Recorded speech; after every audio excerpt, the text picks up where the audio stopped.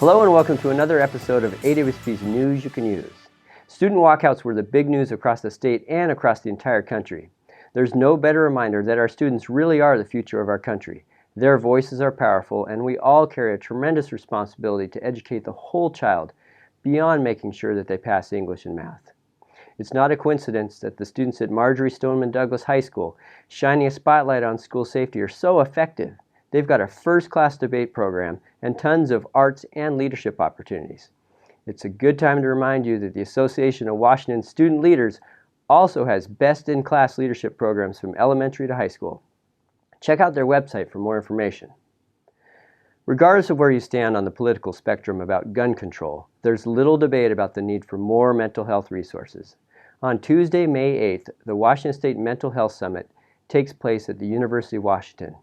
They've got a great program and keynote speaker lined up, with one of the main topics focusing on advancing mental health in schools. Learn more about the summit, including the full agenda and registration link in Principal Matters. It might be a great thing to send your counselor, assuming you have one.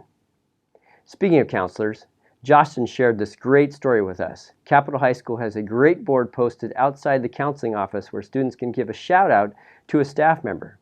Students waiting to meet with their counselor for registration can take a piece of paper, write an anonymous note showing their appreciation, and then hang it on one of the clips. The counselors then make sure the staff members get to see the note. What a great way to empower student voice and let staff know that they're appreciated at the same time. There's a great recent op-ed by David Brooks in the New York Times. He talks about how we've spent a lot of time over the past few decades debating how to restructure schools. We spend a lot of time trying to help teachers. But structural change and increasing teacher quality don't get you very far without a strong principal. Recent research from 2 universities stated, we have not found a single case of a school improving its student achievement record in the absence of talented leadership. Brooks concludes by discussing the character traits successful principals embody and spread, which include energy, trustworthiness, honesty, optimism, and determination. David Brooks isn't the only prominent figure who realizes the power of a principal. I had a great meeting with the Washington Roundtable and Challenge Seattle, 2 groups whose members include former Governor Christine Gregoire, executives from Boeing, Microsoft, and a couple other little companies you might have heard of, like Starbucks. We're excited to see what might come out of the meeting, but I left the group discussing how we might increase our partnerships in supporting great principals like you. More to come. I'm going to keep hammering this home until I can sleep at night knowing every principal in our state is involved in some form of professional learning network, either formal or informal. To be the most effective principal possible, you must be networking with colleagues and discussing and sharing your best practices. Here's a quick testimonial from a rock star veteran principal sharing how being involved in a networked improvement community has impacted her leadership practice.